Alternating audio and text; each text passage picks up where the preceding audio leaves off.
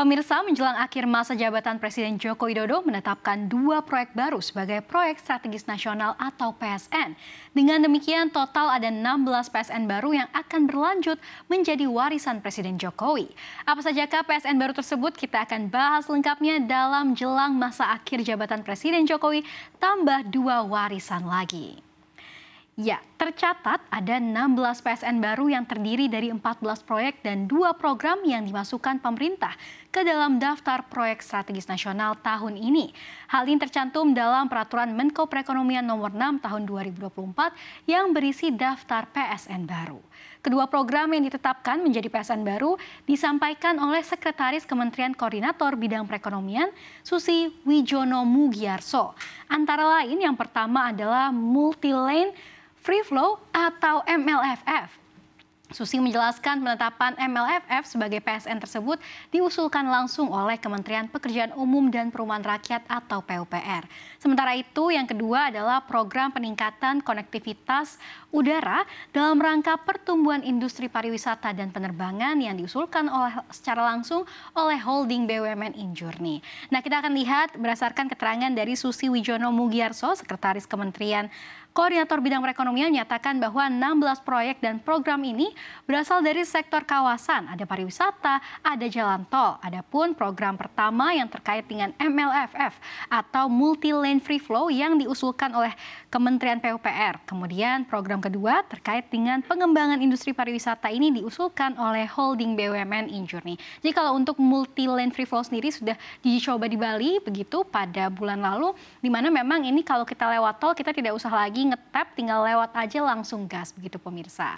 Nah, sementara itu 16 PSN baru yang resmi ditetapkan pemerintah adalah sebagai berikut. Kita akan lihat dalam slide selanjutnya. Nah, ini adalah PSN-PSN baru di mana diantaranya ini meliputi dari pengembangan Pantai Indah Kapuk Tropical Concept, kemudian ada juga pengembangan kawasan industri Wira Raja Pulau Galang, kemudian ada pula proyek North Hub Development Project Lepas Pantai Kalimantan Timur, kemudian ada juga di Sulawesi Utara, kemudian ada juga terkait dengan kawasan industri Patimban, Industrial Estate di Subang, ada pula di Sulawesi Tenggara, kemudian ada juga pengembangan kawasan industri Stargate Astra di Sulawesi Tenggara. Kemudian selanjutnya, kita akan lihat kembali di slide selanjutnya.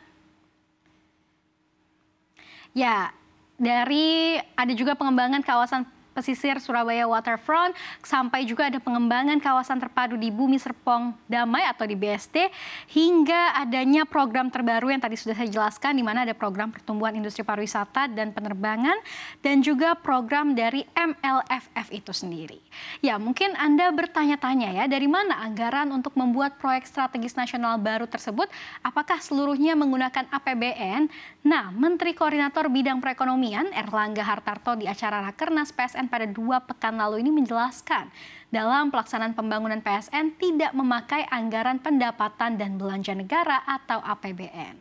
Oleh karenanya yang dibutuhkan adalah percepatan perizinan, kemudahan fasilitas terkait lahan, serta fasilitas pembiayaan untuk lebih cepat. Jadi pembiayaan ini adalah murni dari swasta dan telah disetujui oleh Presiden Jokowi. Adapun Erlangga memaparkan penambahan PSN baru ini mempertimbangkan beberapa aspek, seperti dapat mendukung program prioritas pemerintah, serta memberikan dampak yang signifikan dalam pembangunan dan pengembangan ekonomi daerah. Ya, sementara itu secara kumulatif dari 2016 sampai dengan Februari 2024 sudah selesai 195 PSN dan beroperasi penuh dengan nilai sebesar 1.519 triliun rupiah. Sedangkan ada 77 proyek dan 13 proyek ini masih dalam tahap konstruksi atau baru produksi sebagian atau beroperasi sebagian yang nilainya ini mencapai 2.960,7 triliun rupiah. Dan hal ini disampaikan oleh Menteri Koordinator Bidang Perekonomian Erlangga Hartarto dalam keterangan pers setelah rapat terbatas terkait proyek strategis nasional di Istana Kepresidenan pada 18 Mei yang lalu. Erlangga ini juga menjelaskan terdapat 41 PSN yang ditargetkan selesai di 2024. Dan menurut Erlangga, ada beberapa isu yang dilaporkan, utamanya terkait pengadaan tata ruang.